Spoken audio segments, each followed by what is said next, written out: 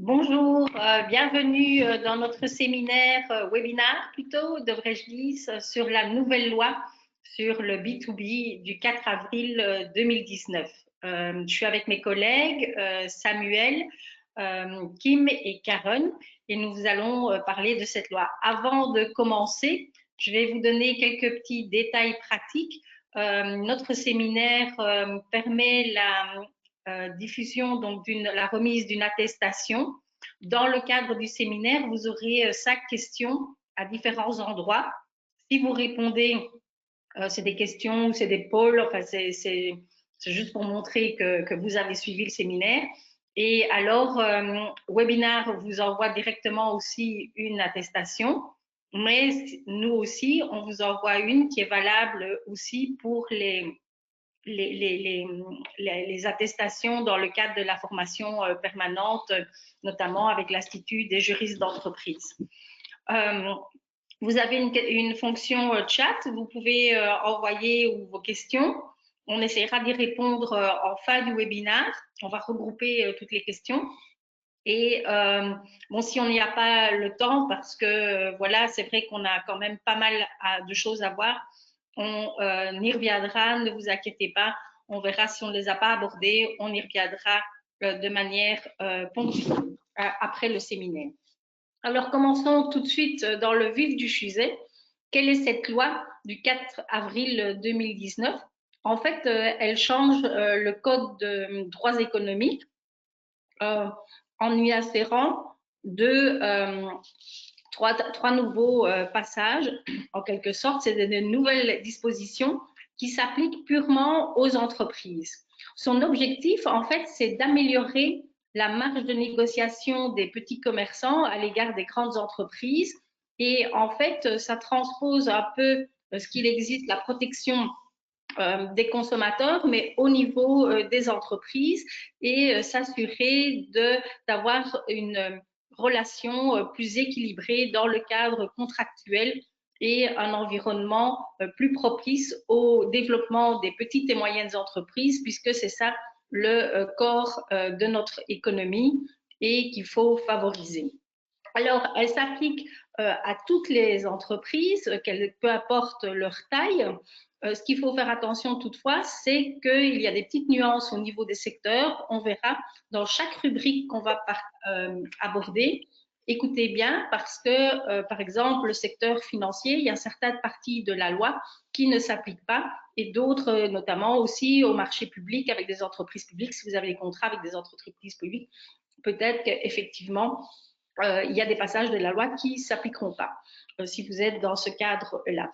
Alors, ce n'est pas une mise en œuvre d'une directive européenne, si ce n'est qu'effectivement, elle transpose en Belgique quelques concepts qui sont nés de la protection des consommateurs, notamment on va y revoir donc les clauses abusives et c'est aussi dans le cadre d'une législation européenne à venir, vraisemblablement, puisque certains États ont déjà adopté des législations similaires. Je pense notamment à la France, qui a des dispositions similaires à notre abus de puissance économique. Enfin de dépendance économique plutôt, sur laquelle on va revenir, ou également en Allemagne.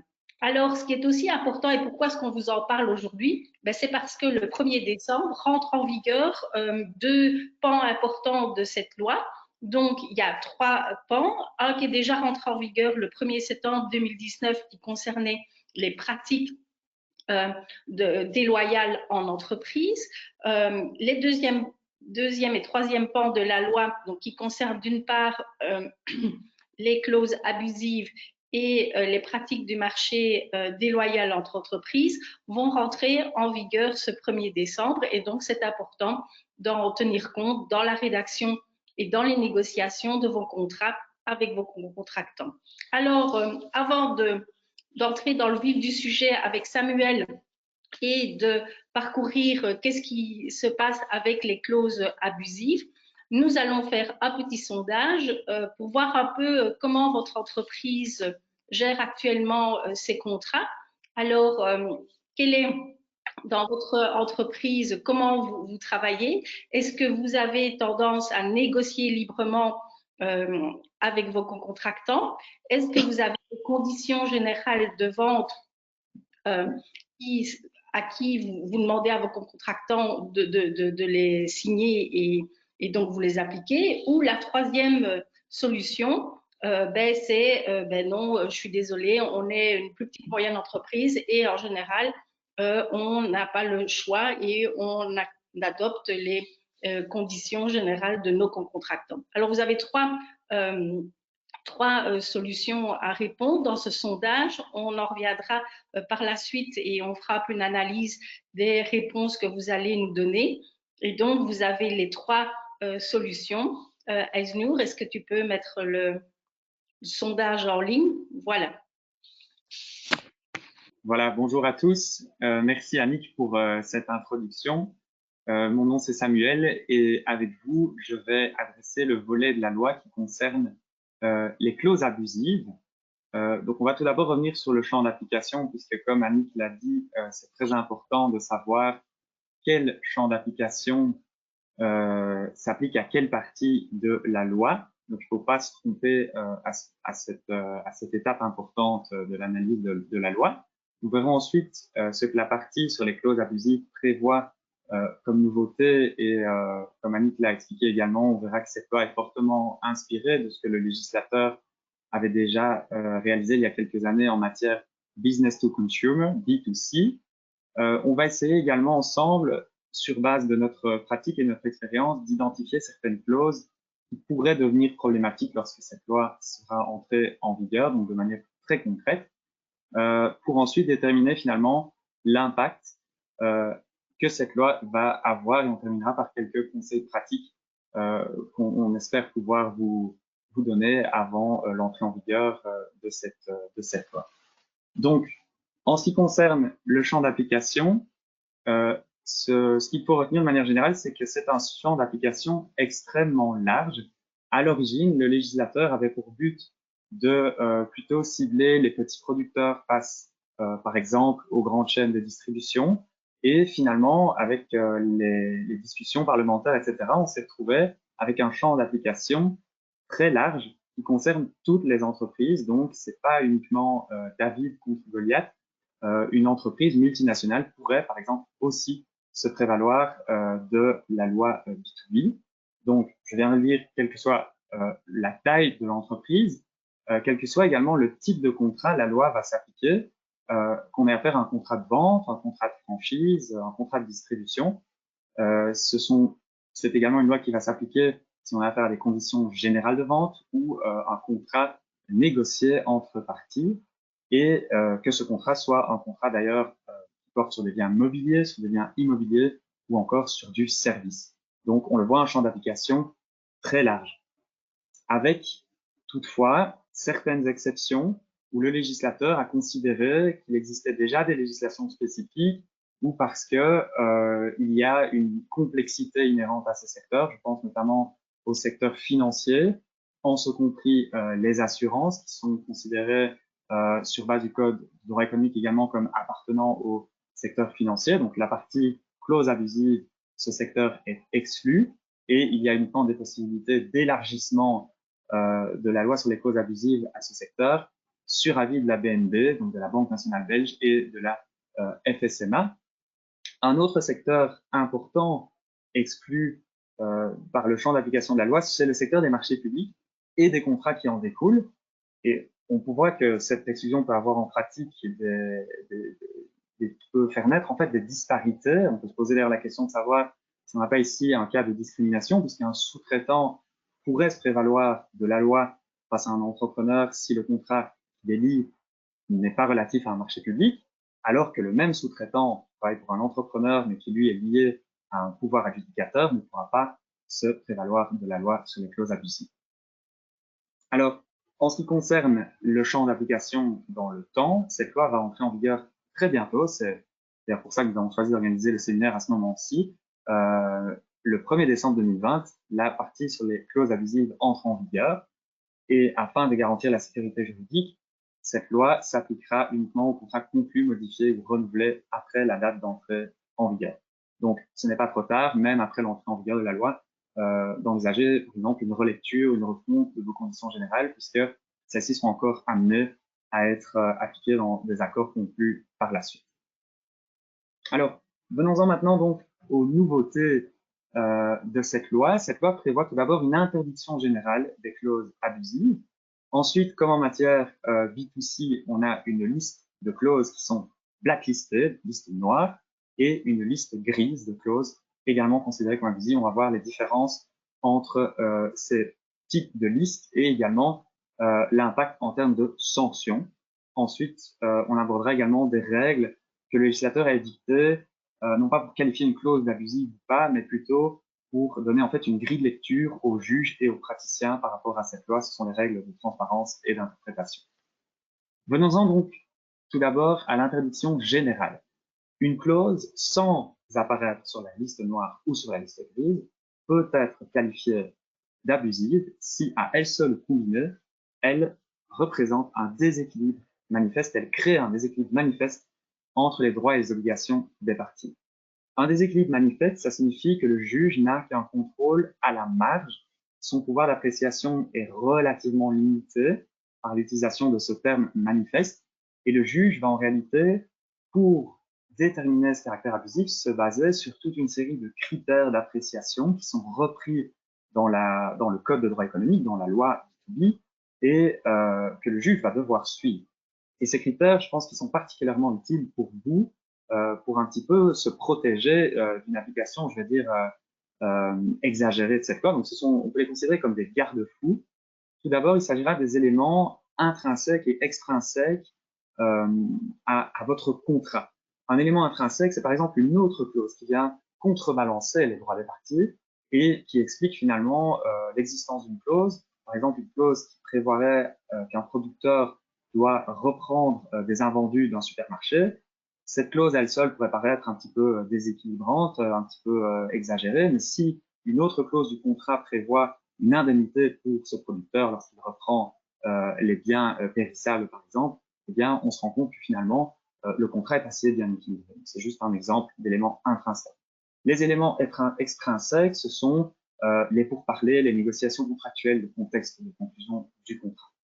Très important également, cette loi ne peut pas s'appliquer aux dispositions essentielles du contrat.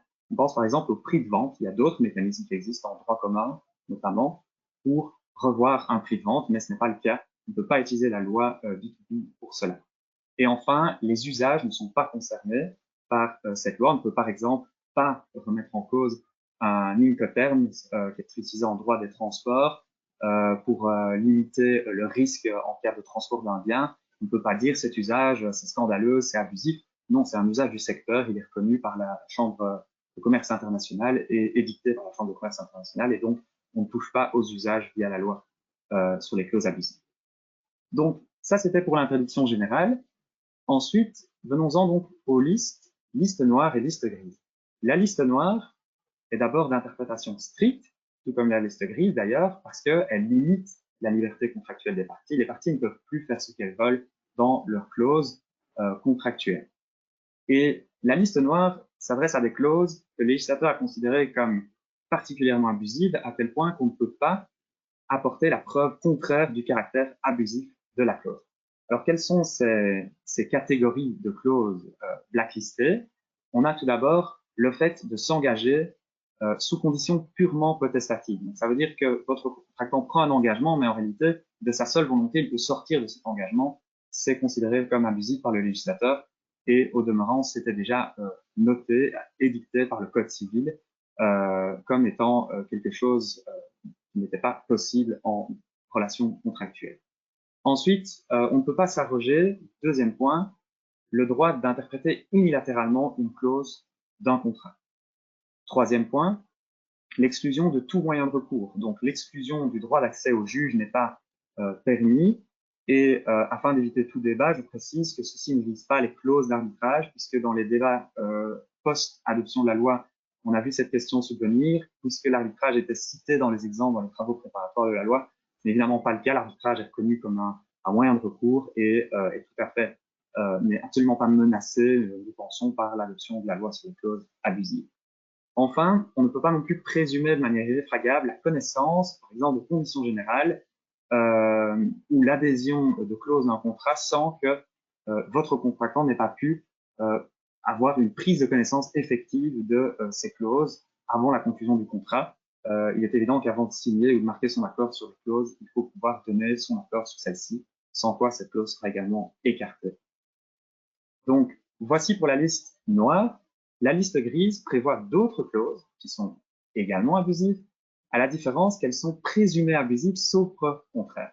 Et donc, une des parties, généralement, va pouvoir dire, voilà, cette clause, elle a été discutée entre les parties se sont accordées sur celle-ci et on vous apporte la preuve qu'elle n'est pas abusive. Et la partie qui est en réalité protégée par la loi peut également renoncer donc à cette protection si on est dans le cas de la liste grise. Alors cette liste est un petit peu plus longue que celle de la liste des clauses noires. On a 8 possibilités énumérées dans la loi. C'est un petit peu fastidieux à première vue, mais je pense que cette liste a le mérite en fait de permettre de revoir vos conditions générales ou de revoir un contrat que vous recevez avec une espèce de checklist à côté de vous. Et on peut en tout cas se dire que si une clause tombe sous le coup de la liste grise, de la liste noire, elle mérite qu'on y prête une certaine attention particulière. Alors, premier point de la liste grise, c'est l'autorisation pour une entreprise de modifier unilatéralement, sans raison valable, son prix, les caractéristiques, les conditions du contrat. Donc, des modifications unilatérales ne sont pas, en tout cas, elles sont présumées abusives. Le fait également de prévoir dans un contrat, deuxième point, qu'il n'y a pas de délai de résiliation raisonnable. On peut penser par exemple à un contrat d'1 an avec un délai de résiliation de 9 mois, ça semble excessif, à moins qu'on arrive évidemment à le justifier. Troisième point, il s'agit de considérer comme abusif a priori les clauses qui placent le risque économique sur une partie, alors que celui-ci incomberait normalement à l'autre partie. Alors ici, nous sommes un petit peu sceptiques par rapport au choix du législateur, car il existe des domaines où une petite entreprise, par exemple, a un certain know-how, mais elle n'a pas la capacité, elle n'a pas les épaules, financièrement parlant, pour assumer le risque économique, et donc le risque est placé sur une autre partie. Selon nous, cela doit être possible sans que cette sécurité juridique convenante des parties puisse être remise en cause. Et notre crainte un petit peu avec ce point 3 de la liste grise, c'est que ça freine finalement, dans certains cas, le développement, l'innovation économique et crée de l'insécurité juridique. C'est également le cas pour le point 4 de la liste grise, le fait d'exclure ou de limiter les droits légaux d'une partie. C'est également quelque chose qui peut être excessif, mais ce n'est pas toujours le cas. On a parfois des exclusions ou des limitations de responsabilité. Les fameuses clauses de limitation de responsabilité dans les contrats sont très fréquentes et selon nous, cela doit être possible et le législateur est allé un petit peu trop loin de notre point de vue avec ces points 3 et 4 de la liste grise. Alors, le point numéro 5, le fait d'engager les parties sans délai raisonnable de résiliation est également considéré comme abusif a priori. Point numéro 6, une entreprise ne peut pas se libérer de sa responsabilité du fait de son dol ou de sa faute grave. Notez que ce qui est considéré comme abusif par le législateur, c'est le fait de se libérer du dol ou du fait de son dol ou de sa faute grave, et non pas de limiter cette responsabilité. Cela nous semble toujours autorisé également au regard de cette nouvelle loi. Alors, le point numéro 7, c'est de nouveau un point un petit peu interpellant, le fait de limiter les moyens de preuve que l'autre partie peut utiliser. Selon nous, c'est quelque chose qui doit rester tout à fait possible. Les parties peuvent très bien convenir qu'une contestation se fera par lettre recommandée ou convenir qu'un contrat sera signé, par exemple, devant notaire, et cela doit rester possible. Donc, il conviendra à l'avenir d'être prudent, de motiver éventuellement ce choix pour éviter que cette clause soit qualifiée également d'abusive. Enfin, le point 8 est extrêmement intéressant puisqu'il s'agit finalement d'une condamnation de quelque chose qui existe déjà dans notre droit, à savoir les clauses pénales abusives. Une clause pénale, donc c'est une clause qui sanctionne financièrement le co-contractant en cas d'inexécution de ces obligations, et l'article 1231 du Code civil prévoit déjà que le juge a la possibilité de réduire une clause pénale qui serait exagérée, qui serait d'un montant disproportionné.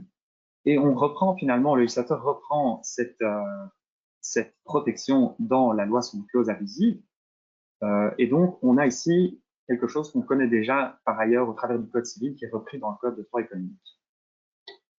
Venons-en maintenant donc aux sanctions. Quelles sont les sanctions qui vont s'appliquer lorsque le juge décrète sur base de l'interdiction générale ou sur base des listes noires, listes grises, une clause est abusive?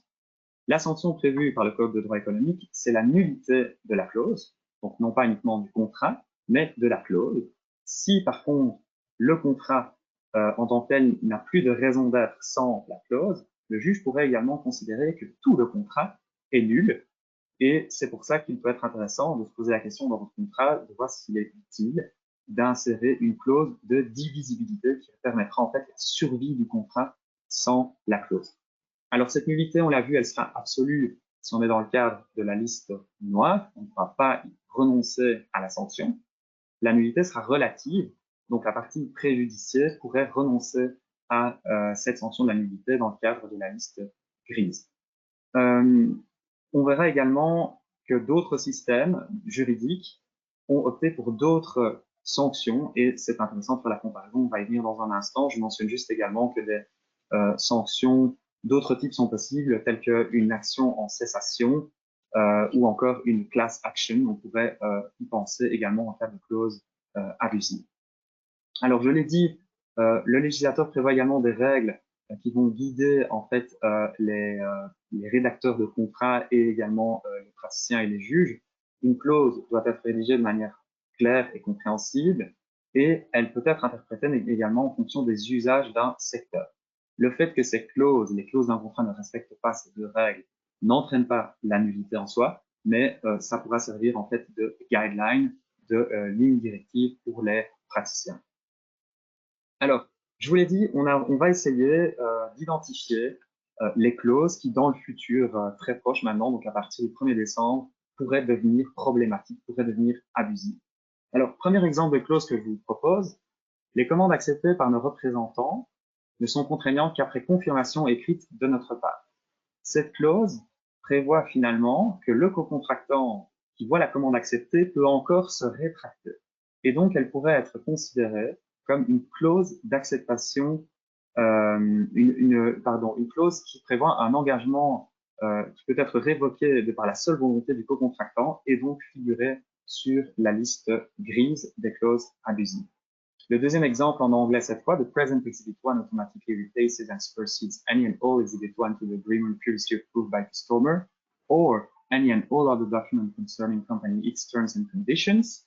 Il s'agit ici d'une clause qui prévoit le remplacement automatique des conditions générales qui sont reprises dans une Exhibit 1 d'une partie, et ce sans donner la possibilité à la partie, la contrepartie d'avoir marqué son accord sur cela. Et donc, cette clause, à notre sens, est également susceptible d'être problématique et d'être reprise, associée à la liste grise. Alors, comme Annick l'a dit également dans l'introduction, il y a certains de nos voisins, notamment la France, qui ont déjà adopté un régime de protection en matière business to business. C'est notamment donc le cas de la notion de déséquilibre significatif en France qui permet, si on constate un tel déséquilibre, de condamner la partie qui en est responsable.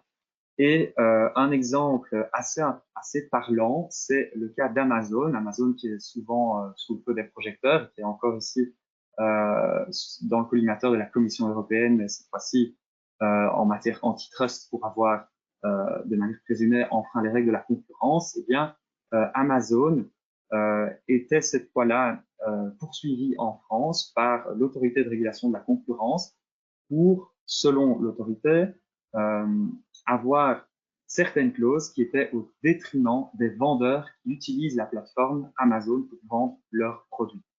Et Amazon a été condamné non pas comme sur base de la loi B2B, on vient de voir que la sanction était la nullité.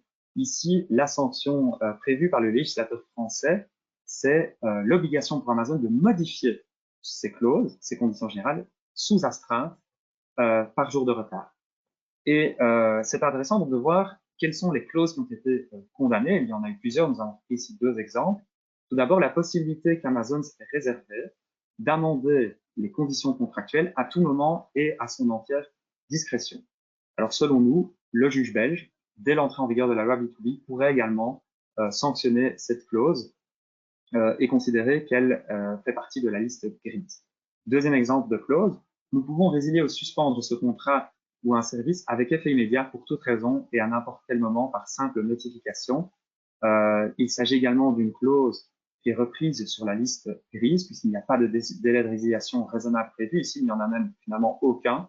On peut imaginer que pour un vendeur qui utilise uniquement la place Amazon, il ne peut pas se retrouver du jour au lendemain sans cette place. Et le juge français a considéré qu'il y avait ici un déséquilibre significatif. Alors, sur base de ces exemples, on peut se demander finalement si la loi B2B ne fait pas un petit peu double emploi, puisque il y a en réalité déjà dans notre droit des mécanismes qui protègent les acteurs les plus faibles. On peut citer, j'en ai parlé, la possibilité qui existait déjà dans le Code civil de réduire la clause pénale. Une autre disposition du Code civil, l'article 1174, permet d'annuler une condition purement potestative. Donc l'exemple de je peux me réserver le droit d'annuler toute commande même après acceptation de votre part. Il y a également des législations spécifiques qui protègent les petites et moyennes entreprises. Et on constate également que les juridictions belges n'ont pas attendu la loi B2B pour sanctionner des clauses abusives. On a ici, tout en bas de la diapositive du slide, un exemple dans un arrêt du tribunal de l'entreprise, donc on est bien en matière B2B, tribunal de l'entreprise de Mons en 2019, donc avant l'entrée en vigueur de la loi, qui sanctionne une clause limitative de responsabilité d'une entreprise en considérant que cette clause était exagérée. Et donc finalement, pour résoudre le litige, le juge a choisi d'écarter cette clause. Et donc, voilà, la question est posée, est-ce que cette loi était réellement nécessaire? Est-ce qu'elle apporte une plus-value? Je pense qu'on peut quand même nuancer un petit peu le tableau. Il y a certaines choses qui existaient déjà dans notre droit, mais la loi B2B a le mérite de systématiser les choses. Je vous ai parlé de checklist que vous pouvez utiliser pour revoir vos contrats, vos conditions générales. C'est en tout cas le mérite donc de cette loi de reprendre toutes ces clauses problématiques dans des listes différentes. On peut également penser, on le voit en cette période de Covid-19, que certaines entreprises tirent parti de la crise, mais que d'autres sont dans des difficultés grandissantes. Et ceci pourrait également engendrer encore de plus grandes disparités entre certains acteurs. Et cette loi pourrait en fait un petit peu remettre les pendules à l'heure, avoir un effet de fear factor, un effet dissuasif, qui peut être effectivement intéressant et souhaitable. Les critiques que nous avons vis-à-vis de cette loi, c'est d'abord le fait qu'il y a pas mal d'insécurité juridique. On voit qu'il existe différentes sanctions désormais si on utilise le code civil ou le code de droit économique pour qualifier une clause de clause pénale et attaquer cette clause. Les sanctions ne sont pas les mêmes, donc ça crée de l'insécurité juridique. On peut également se poser la question de savoir si une approche européenne n'aurait pas été souhaitable, puisque là, les États font un petit peu chacun leur législation dans leur coin et on arrive à des résultats différents avec nos pays voisins notamment. Donc, c'est également une critique ou plutôt un souhait que nous adressons aussi aux législateurs européens. Alors, quelques conseils pour terminer cette partie sur les clauses abusives. Il n'est pas encore trop tard pour envisager une relecture de vos conditions générales. On l'a dit, même après l'entrée en vigueur pour les contrats futurs. C'est un exercice que vous pouvez donc faire. Nous pensons également qu'il est utile à l'avenir d'expliquer l'intention des clauses, l'intention des parties d'avoir inséré telle ou telle clause dans le contrat, ce qui permettra en cas de problème ou de débat sur le caractère abusif ou non de la clause, de justifier l'intérêt d'une clause. Alors, pour pouvoir le justifier, il faudra également conserver la preuve des échanges contractuels, de ce qui a amené les parties à insérer telle ou telle clause. On peut également penser à la rédaction d'un préambule assez complet pour cela. Voilà, Alors, ça termine l'exposé sur les clauses abusives, sur la partie sur les clauses abusives. Et je vais bientôt donc céder la parole à Karen qui va adresser le deuxième volet de la loi qui concerne l'abus de dépendance économique. Avant cela, je vous propose donc une petite question à laquelle vous allez pouvoir également répondre. Donc, je vais lire la question. Une clause de votre partenaire prévoit qu'il peut amender toute clause à son entière discrétion. Donc, il peut modifier la clause à son bon vouloir. La loi B2B permet au juge, première possibilité, d'annuler cette clause. Deuxième, de la réécrire lui-même. Troisième, d'annuler l'ensemble du contrat. Quatrième, de condamner à modifier la clause, donc de combiner la partie qui a cette clause à la modifier sous astreinte. Cinquième, toutes les réponses sont possibles. Dank u wel, Samuel. Dan ga ik vanaf hier verder met het tweede deel van de wet, namelijk het deel over het misbruik van economische afhankelijkheid. Dit verbod op het misbruik van economische afhankelijkheid zal dus een derde mededingingsrechtelijke regel, een derde mededingingsrechtelijk verbod worden. Dat bespreek ik zo meteen. Vervolgens zal ik het toepassingsgebied en de aard van deze nieuwe regel bespreken. Dan kort ingaan op de 3 toepassingsvereisten die cumulatief moeten vervuld zijn alvorens kan er worden besloten tot een misbruik van economische afhankelijkheid. En vervolgens de sancties toelichten indien er inderdaad sprake zou zijn van misbruik door een onderneming van economische afhankelijkheid. Goed, wat houdt die nieuwe mededingingsrechtelijke regel nu in? Wel, het gaat over een verbod om misbruik te maken van de positie van de economische afhankelijkheid van een andere onderneming, die tot gevolg zou hebben dat de mededinging zou kunnen worden aangetast op de betrokken Belgische markt of op een wezenlijk deel daarvan. Deze nieuwe norm vormt in het Belgisch recht een derde categorie van verboden restrictieve mededingingspraktijken en komt met andere woorden te staan naast het verbod van mededingingsbeperkende afspraken, kortweg de kartels, en het verbod op misbruik van machtspositie. En dit nieuwe verbod gaat met andere woorden de eisen van het mededingingsrecht verstrengen voor het marktgedrag van ondernemingen. En volgens de parlementaire voorbereiding is zo'n verstrenging door het Europees recht toegelaten en is het zelfs geïnspireerd op een hele reeks van andere Europese rechtssystemen waarin al zo'n vergelijkbaar verbod bestaat. En daar kan ook verwezen worden als voorbeeld naar Frankrijk. Goed, waarom zei de wetgever nu dat we zo'n wet nodig hadden? Wel, het doel was natuurlijk om scheef getrokken relaties weer recht te trekken of te vermijden dat zo'n onevenwicht zou kunnen bestaan door op voorhand eigenlijk te kunnen ingrijpen. Dus het gaat zeker niet alleen maar over grote ondernemingen die eigenlijk misbruik maken van hun macht ten aanzien van kleine KMO's, maar het kan ook gaan om nichespelers die eigenlijk net omwille van het feit dat ze zich in een zeer specifieke markt bevinden, bepaalde voorwaarden zou kunnen opleggen die ze in een normale situatie niet zou kunnen opleggen, omwille van hun bevoorrechte positie in die nichemarkt. Goed.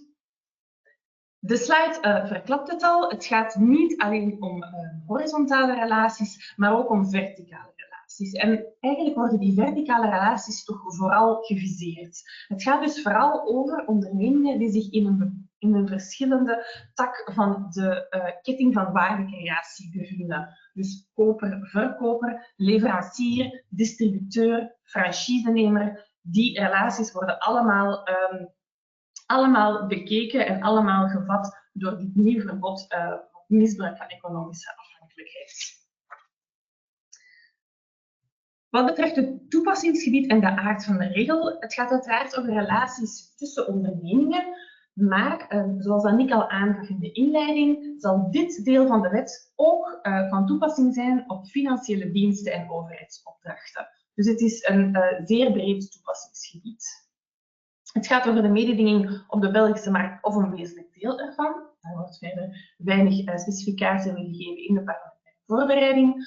Wat wel uitdrukkelijk wordt gesteld, is dat deze regel de openbare orde raakt. Dus net zoals het verbod van misbruik van een machtspositie is het verbod van economische afhankelijkheid inderdaad ook van openbare orde. Dus er kan niet van afgeweken worden. De inwerkingtreding is voorzien over een week of 2, 1 december 2020. Oorspronkelijk was dit voorzien op 1 juni 2020, namelijk de eerste dag van de 13e maand na de publicatie in het Belgisch Staatsblad. Maar dat is dus uitgesteld met een half jaar. Goed. Als we dan kijken naar de toepassingsvereisten, ik had gezegd dat er inderdaad 3 voorwaarden zijn en die moeten cumulatief vervuld zijn alvorens men zou kunnen spreken over misbruik van economische afhankelijkheid. Ten eerste moet het gaan over, moet er vastgesteld worden dat er inderdaad een onderneming zich in een positie van economische afhankelijkheid bevindt. Ten tweede moet een andere onderneming, de dominerende onderneming, misbruik maken van die positie van de zwakkere, de onderneming die zich in die afhankelijke positie bevindt. En ten derde moet kunnen worden vastgesteld dat het gevolg van dat misbruik een impact heeft, een nefaste impact heeft op de mededinging, op de betrokken Belgische markt of op een wezenlijk deel daarvan. Ik ga nu één voor één die verschillende toepassingsvoorwaarden met jullie dieper bekijken. De eerste voorwaarde, het bestaan van een economische afhankelijkheid. Wel, de wet zegt daarover dat het gaat over een positie van onderworpenheid. En wat is die positie van onderworpenheid? Wel, men vereist wel degelijk een extreme graad van afhankelijkheid. Want uiteraard in het economisch leven is elke onderneming wel op een of andere manier afhankelijk van een andere onderneming. Maar dat is niet wat men viseert, want dan zou men alle mogelijke onderlinge relaties gaan viseren. Nee, men wil echt kijken naar die relaties die eigenlijk uit evenwicht zijn geraakt en waar een onderneming extreem onderworpen, extreem afhankelijk is van een andere onderneming en of die andere onderneming daar dan misbruik van gaat maken. En hoe gaat men dat nu concreet gaan bekijken? Wel, men gaat kijken naar de substitueerbaarheid van het product. Met andere woorden, is er een redelijk equivalent alternatief voorhanden dat beschikbaar is binnen een redelijke termijn en onder redelijke voorwaarden en kosten? Of is dat niet het geval? Daarmee kom ik eigenlijk bij de in concreto invulling van dit eerder theoretisch begrip. Een slide terug zie je inderdaad dat de wetgever heeft voorzien in een 2-stapstest. De eerste vraag die zich stelt, en daar heb ik het daarnet al over gehad aan de hand van de definitie van economische afhankelijkheid die opgenomen is in de wet, dat is de vraag of de zwakkere onderneming een alternatief heeft. En de wetgever vereist niet dat er helemaal geen alternatief zou zijn, hè? Want er zal altijd wel een alternatief zijn, maar het moet gaan over een redelijk equivalent alternatief dat beschikbaar is aan de zwakke onderneming binnen een redelijke termijn en onder redelijke voorwaarden en kosten.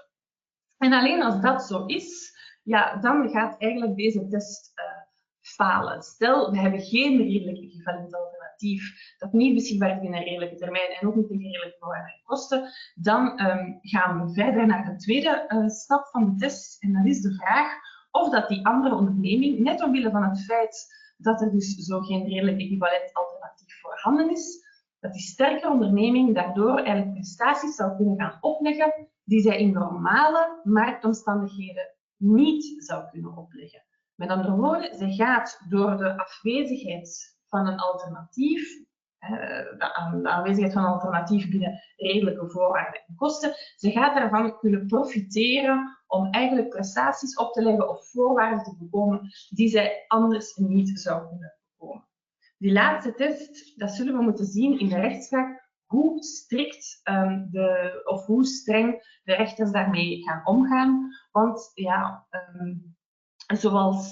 zoals met heel veel begrippen in de wet, is het ook nog altijd een beetje afwachten hoe daarmee in concreto zal worden omgegaan.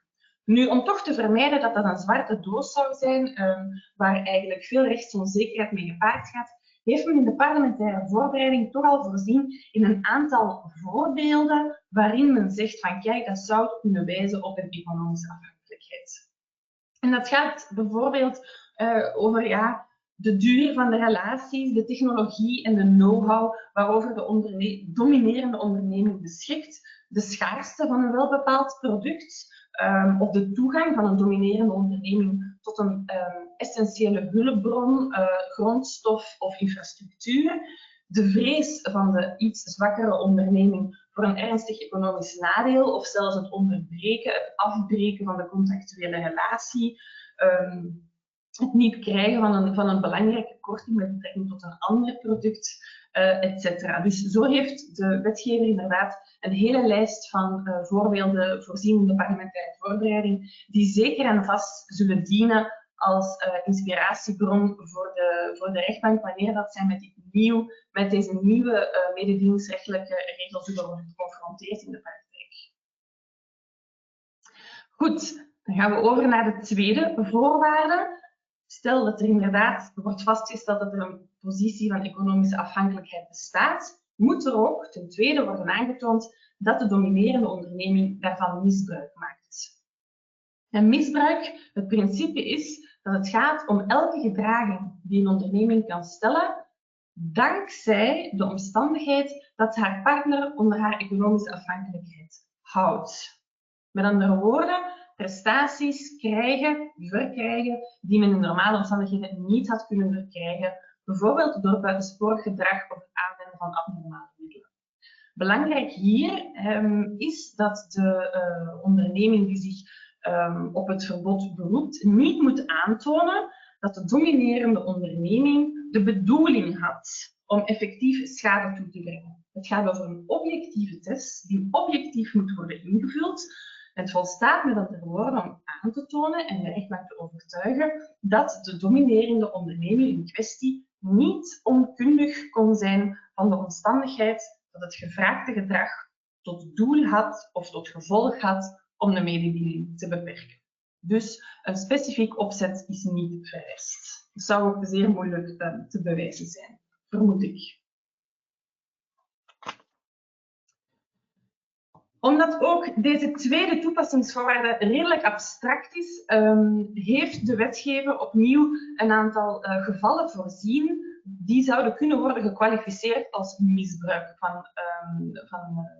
door die dominerende onderneming. En men heeft voorzien in 5 voorbeelden. Ze zijn opgelijst op de slide. Het gaat over ten eerste de onbillijke prijzen of contractuele voorwaarden of ongelijke voorwaarden bij gelijkwaardige prestaties. Zoals bijvoorbeeld de ene onderneming die wel een korting krijgt van de dominerende onderneming en een andere onderneming niet, hoewel dat de contractuele relaties zeer gelijkaardig zijn. Hoe men dat bewijs kan leveren, ja, dat is nog een andere vraag, want normaal heeft men uiteraard niet al die info, behoort dat tot de confidentiële informatie. Maar dat wordt voorzien door de wetgever als een mogelijk geval van misbruik door de dominerende onderneming. Ten derde kan het ook zijn dat er overeenkomsten worden gesloten, enkel en alleen als men ook andere prestaties aanvaardt. Bijvoorbeeld, je krijgt enkel maar toegang tot je krijgt enkel maar de levering van een essentieel product dat nodig is voor jouw eindproduct. Als je ook andere producten afneemt van die dominerende leverancier, andere producten die totaal geen uitstaans hebben met de fabricage van jouw eindproduct. Dan zou er ook sprake kunnen zijn van een welbepaald misbruik. Ten vierde kan het ook zijn dat de dominerende onderneming eigenlijk de productie, de afzet of de ontwikkeling ten nadele van de verbruikers gaat beperken. En dan zitten we inderdaad met een directe impact op de mededinging. En dan tot slot, en dat is wel een zeer interessante, de weigering van verkoop, aankoop of andere transactievoorwaarden.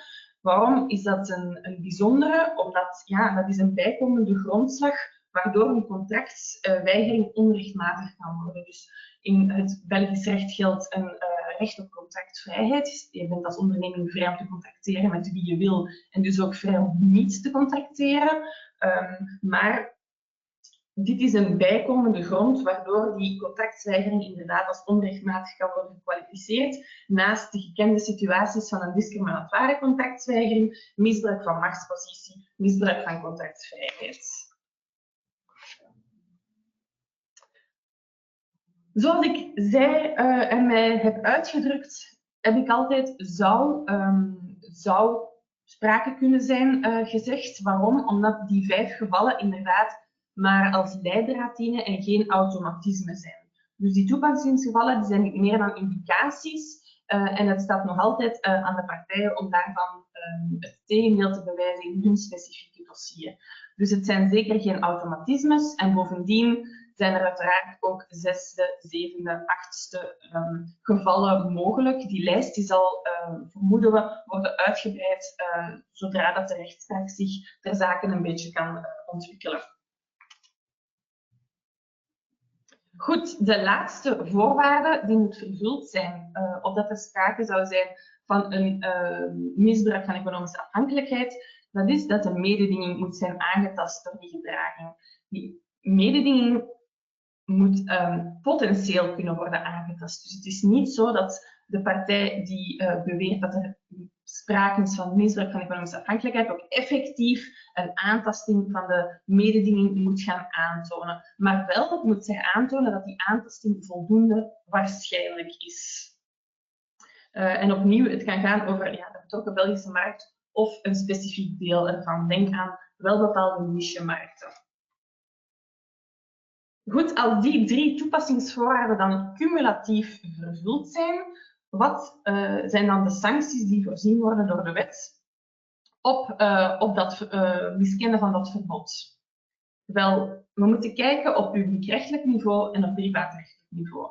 Publiekrechtelijk is het natuurlijk zo dat het Belgisch Mededingingscollege een staking van die gedraging kan bevelen en kan zeggen dat die restrictieve mededingingspraktijk moet ophouden en wel onmiddellijk, want zij kan daar ook eventueel een dwangsom aan koppelen.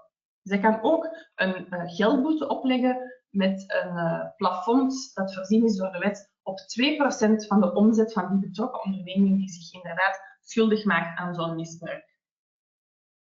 Privaatrechtelijk daarentegen heeft de wet geen specifieke sanctie voorzien. Dat wil natuurlijk niet zeggen dat een onderneming die wordt geconfronteerd met een dominerende onderneming die zich schuldig maakt aan zo'n misbruik, met lege handen achterblijft. We vallen gewoon terug op het gemeen recht. En daar denken we aan 2 hypotheses.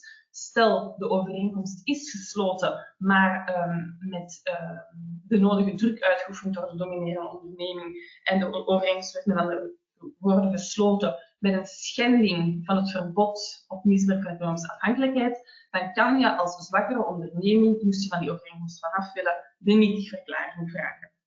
Stel, het tegenovergestelde doet zich voor, namelijk je hebt geen overeenkomst kunnen sluiten, net omdat die dominerende onderneming zich inderdaad weigert om te contracteren en die contractweigering zou neerkomen op een misbruik van economische afhankelijkheid, wel, dan kan je daarvoor buitencontractueel schadevergoeding vorderen.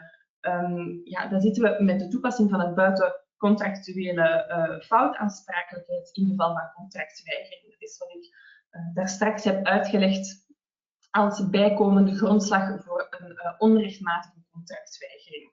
Dus dat zijn dan eigenlijk je opties als private speler op de markt, als je effectief kan aantonen dat er sprake is van misbruik van economische afhankelijkheid.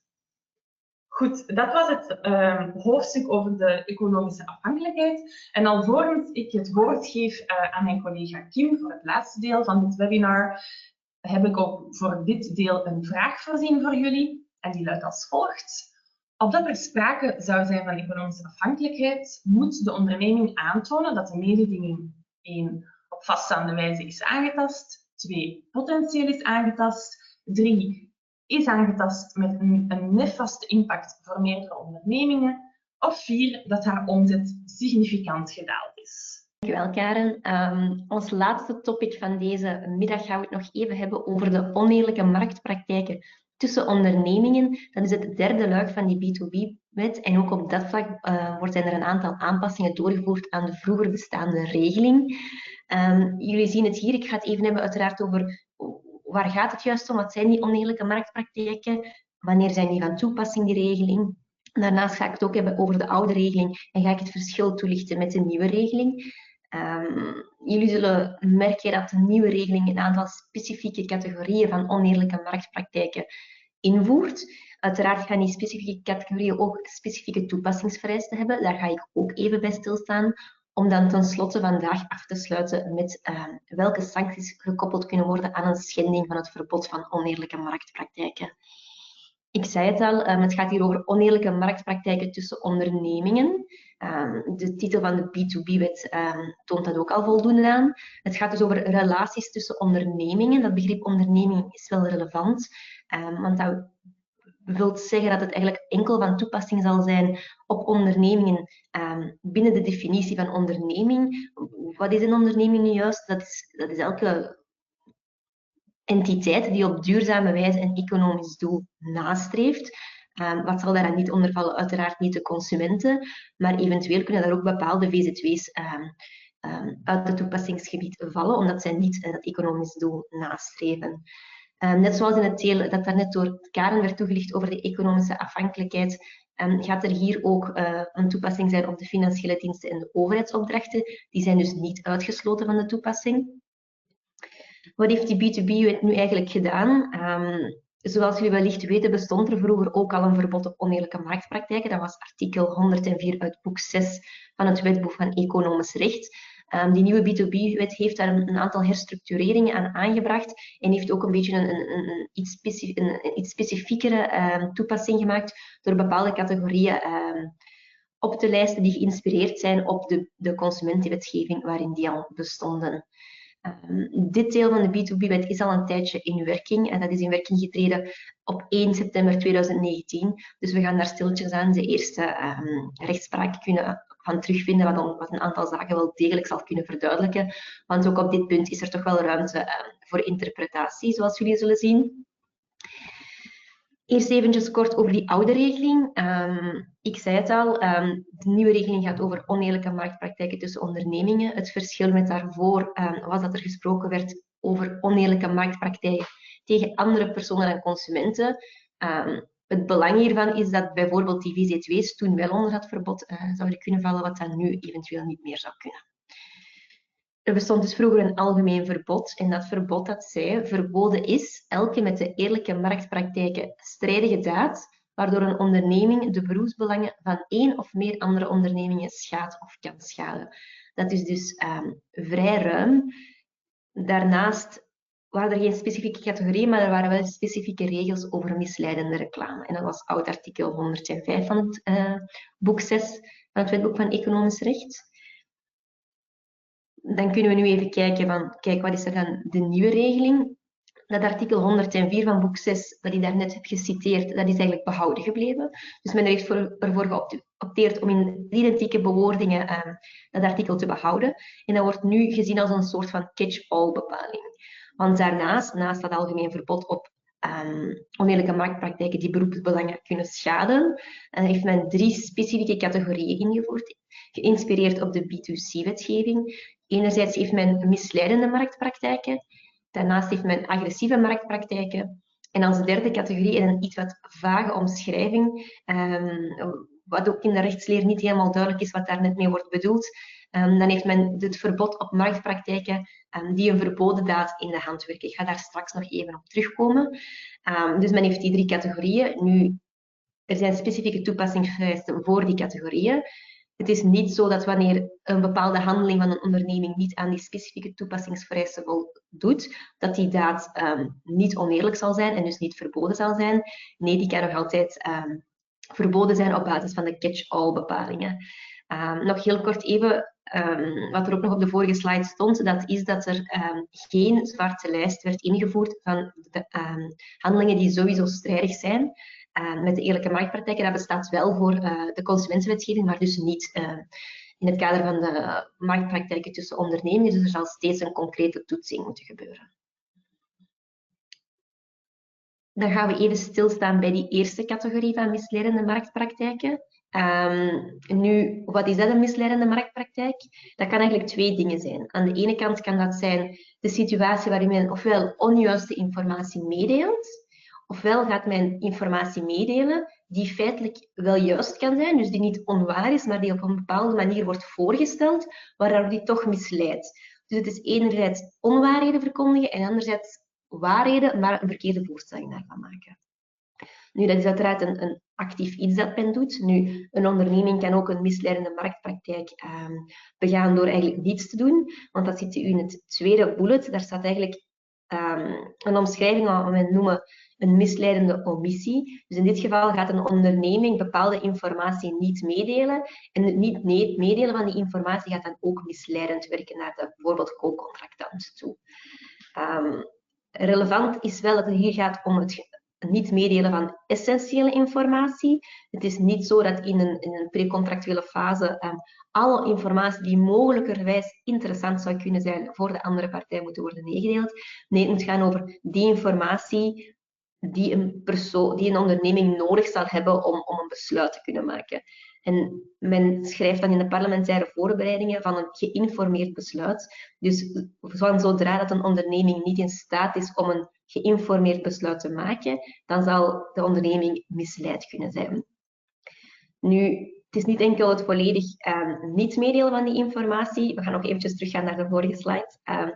Niet meedelen van die informatie die misleidend kan zijn, maar ook bijvoorbeeld het onduidelijk meedelen of het dubbelzinnig of het laattijdig meedelen van die informatie. Dat kan allemaal misleidend zijn. Wat wel relevant is, is dat het volstaat niet met dat men bijvoorbeeld verkeerde informatie meedeelt. Nee, opdat men onder het toepassingsgebied van dat verbod op misleidende marktpraktijken zou kunnen vallen, is het ook vereist dat die onderneming, die dus eigenlijk misleid is geweest, dat die een besluit gaat nemen of een besluit kan nemen dat zij niet zou hebben genomen zonder die misleiding. En het woordje kan is hier heel relevant, omdat het hier eigenlijk gaat over een potentieel effect. De onderneming zal niet moeten bewijzen dat haar besluitvorming effectief is gewijzigd geweest of aangetast is geweest doordat die andere onderneming een bepaalde informatie verkeerd heeft meegedeeld. Nee, zij moet gewoon zeggen van kijk, mogelijkerwijs had mij dat kunnen overtuigen. En qua bewijslast zal dat toch wel heel relevant zijn voor een onderneming die zo'n vordering op grond van misleidende marktpraktijken wilt instellen, omdat de bewijslast veel lichter is als men slechts een potentiële impact moet aantonen dan wanneer men werkelijk moet kunnen aantonen dat zijn besluitvorming is aangetast geweest. Om het toch iets wat gemakkelijker te maken aan onze Belgische rechtbanken, heeft de wetgever in het artikel 105 van boek 6 een lijst opgenomen van een aantal zaken waarover die misleiding kan bestaan. Wat staat daar onder meer in? Daar staat onder meer in de prijs, de verplichtingen van een partij, ook bijvoorbeeld de kenmerken van een product, of wat een dienst noodzakelijk is, ja dan nee, wat dat de risico's verbonden zijn daaraan. Ook bijvoorbeeld, is men een tussenpersoon of is men werkelijk de contractant?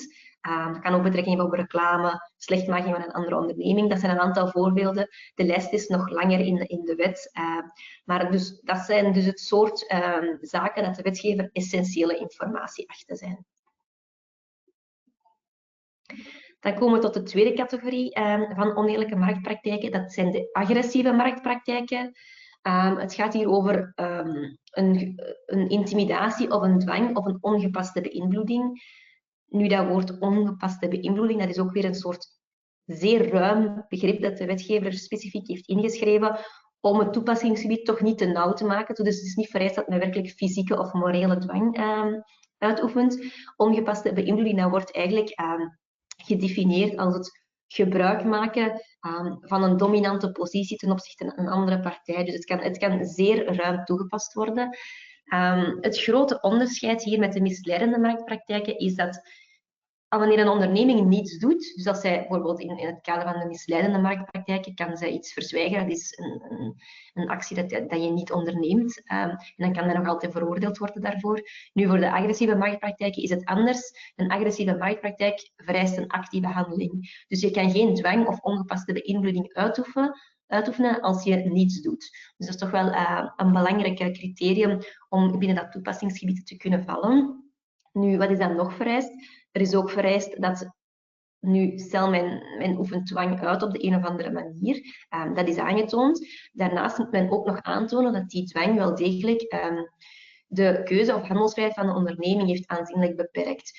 Dus waarom heeft men dat zo gespecificeerd? Men heeft dat zo gespecificeerd omdat men wil met die B2B-wet de onderhandelingen en de contractuele context van ondernemingen wel enigszins regelen of evenwichtiger proberen te maken.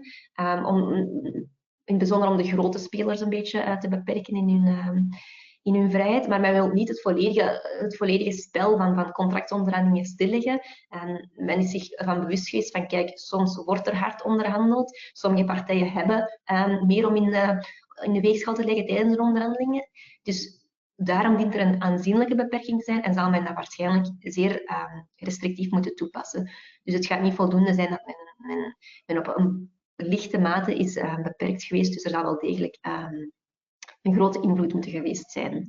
En ook in dit geval, net zoals bij de misleidende marktpraktijken, moet het gevolg van die agressieve marktpraktijk ook zijn dat de onderneming tegen wie dwang is uitgeoefend, dat die hierdoor ofwel een andere beslissing heeft genomen, dus bijvoorbeeld het contract niet aangegaan met een bepaald persoon of net wel aangegaan, of een ander besluit had kunnen nemen. Ook hier is die potentiële impact weer voldoende en ook hier zal het weer belangrijk zijn voor de bewijslast van de onderneming die een dergelijke vordering zal instellen. Voor de agressieve marktpraktijken heeft de wetgever ook een aantal elementen opgelijst in het Wetboek van Economisch Recht die een rechtbank kan gebruiken om te oordelen of er sprake is van zo'n agressieve marktpraktijk. Ja, dan nee. Ik heb het hier ook opgelijst op de slides. Het gaat enerzijds bijvoorbeeld over het tijdstip, de plaats, de aard en de persistentie van de marktpraktijk, dus omdat er daar wel degelijk een aanzienlijke beperking moet zijn. Ook heeft men dreigende of grove taal gebruikt. Ja, dat gaat dan wellicht eerder over de dwang of de fysieke dwang. Daarnaast kan ook een element zijn dat belangrijk is om te oordelen of er een agressieve marktpraktijk is het feit of dat een onderneming bewust gaat uitbuiten dat een andere onderneming in bepaalde omstandigheden verkeert. Ik denk dan bijvoorbeeld aan een loods die is afgebrand en waardoor een onderneming met een nijpend tekort aan stok zit. Als men als onderneming die omstandigheid gaat uitbuiten met het doel om dan uiteindelijk de beslissing over een bepaald contract, bijvoorbeeld een prijs, te beïnvloeden, dan kan dat ook een agressieve marktpraktijk zijn. Daarnaast zijn er nog een aantal andere zaken opgelijst, zoals onder andere dat men in een contract bepaalde belemmeringen gaat inbouwen om een contract te beëindigen, of daar bijvoorbeeld grote kosten aan gaat verbinden. Dat kan ook een agressieve marktpraktijk zijn. Ook het dreigen met maatregelen die men in principe op grond van de wet niet heeft. En dan als laatste puntje, wat ook een element is om in de weegschaal te leggen van de agressieve marktpraktijken, dat is de contractuele positie van een onderneming ten aanzien van die andere onderneming dan. En op dit vlak leunt die nieuwe agressieve marktpraktijken tussen ondernemingen dan weer aan bij de economische afhankelijkheid, want dat zal belangrijk kunnen zijn om te oordelen of daar sprake is van een oneerlijke marktpraktijk, ja dan nee.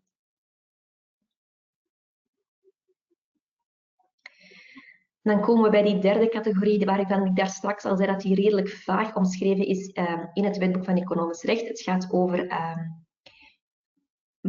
marktpraktijken, die verboden marktpraktijken in de hand werken. Dus het gaat enerzijds over marktpraktijken die zowel de B2B als de B2C marktpraktijken in de hand werken. Of een tweede deel gaat over een marktpraktijk in de hand werken die strafrechtelijk worden gesanctioneerd. Of waarbij men dus bijvoorbeeld de opsporings- of de toezichtsbevoegdheden van bepaalde officieren of instanties zal belemmeren.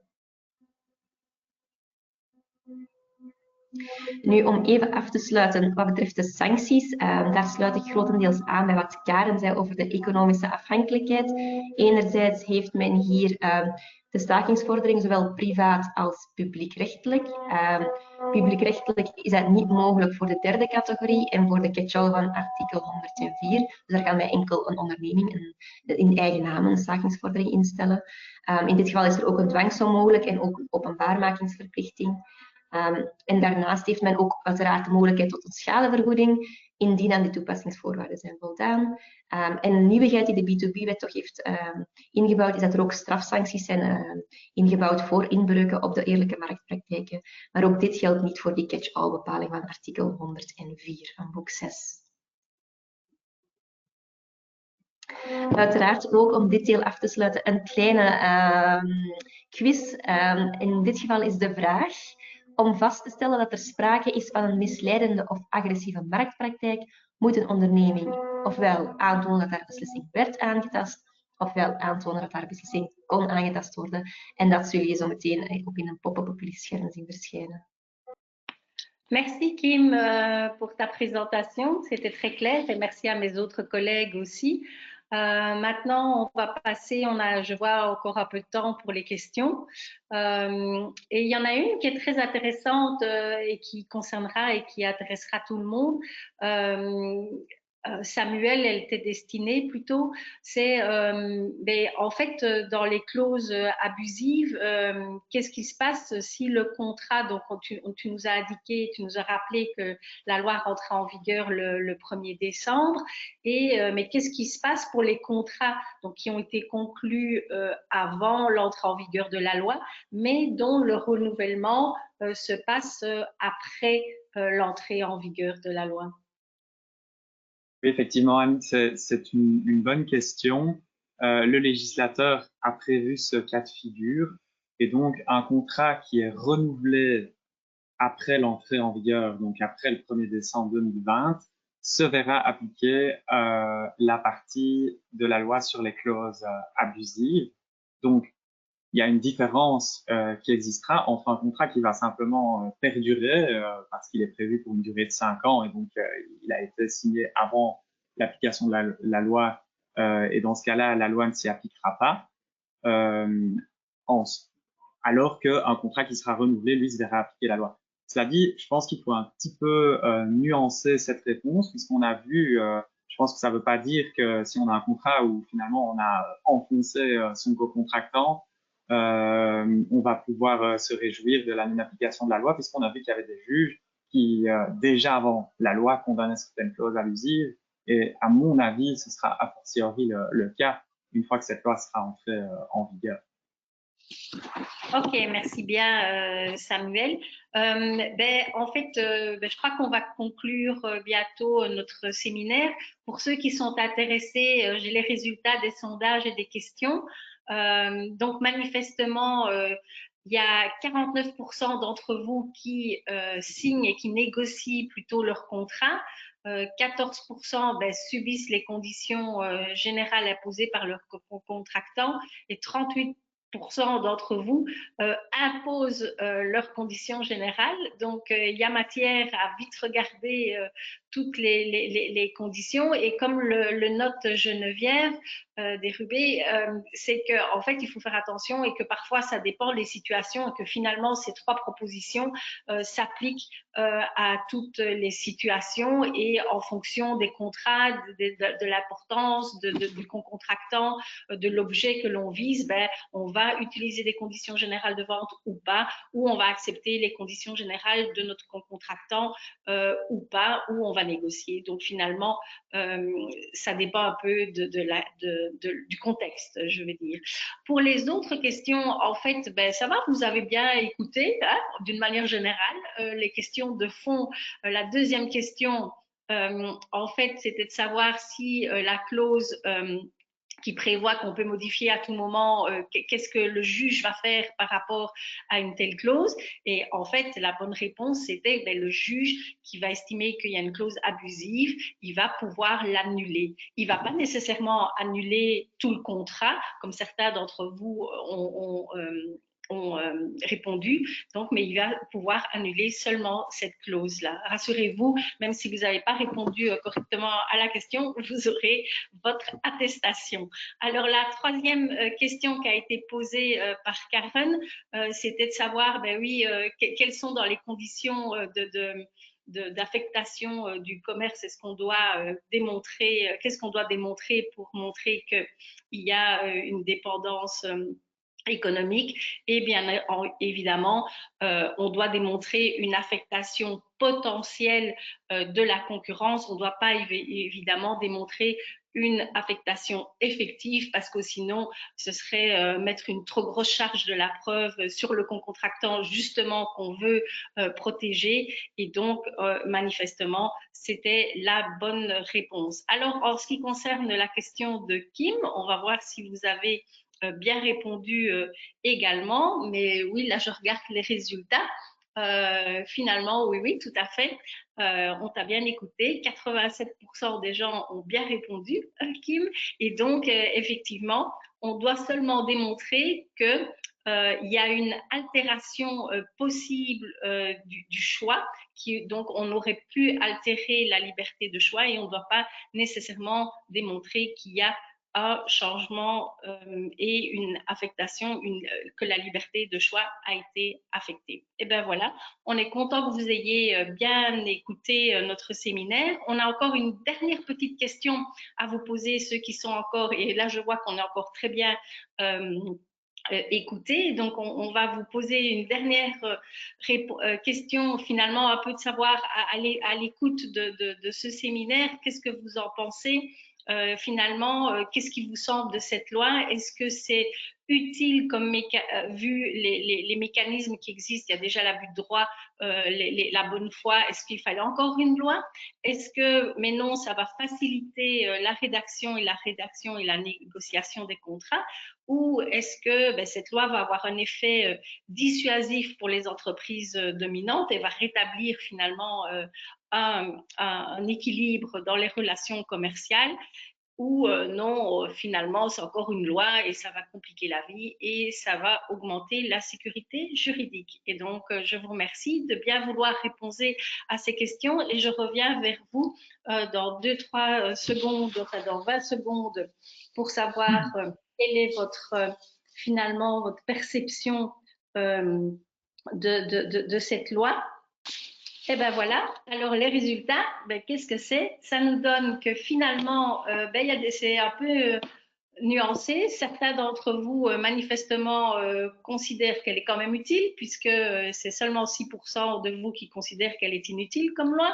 32% d'entre vous considèrent qu'elle va faciliter la rédaction et la négociation des contrats. Donc, le législateur a fait quand même quelque chose d'utile, c'est très bien. 23% d'entre vous considèrent que ça aura un effet un peu dissuasif sur les entreprises dominantes. Et 39% d'entre vous trouvent par contre que ça va augmenter la sécurité juridique et très bien pour nous, ça va compliquer les choses et donc on est là pour vous écouter et pour vous éclairer dans les choix éventuels que vous devriez faire. Je voulais vous rappeler avant de conclure totalement qu'on a d'autres séminaires si vous êtes intéressé par la politique, par les contrats. On a tout un cycle sur les contrats internationaux le 26 novembre, le 3 décembre et le 17 décembre, en français en fin de matinée et en néerlandais en début d'après-midi, et sur l'application du droit applicable, sur les règlements, les conditions générales de vente et puis des conditions, des questions choisies par mes collègues de notre équipe droit commercial. Ben voilà, c'était un plaisir de vous avoir, de parler, enfin on n'a pas pu échanger comme dans nos séminaires Lydiane, mais quand même finalement on a vu quelques échanges et on espère que l'on vous reverra bientôt et en tout cas n'hésitez pas à nous envoyer vos petites questions. Je vous rappelle que vous pouvez downloader nos slides si vous voulez avoir un peu, il y a quelques slides qui étaient pas mal pour avoir les tips and tricks et pour avoir un aperçu des clauses, notamment d'un pense-bête quand on relit un contrat. Voilà, je vous souhaite une bonne après-midi et au plaisir de vous rencontrer, de converser avec vous à l'une ou l'autre occasion. Merci à mes collègues aussi. Au revoir.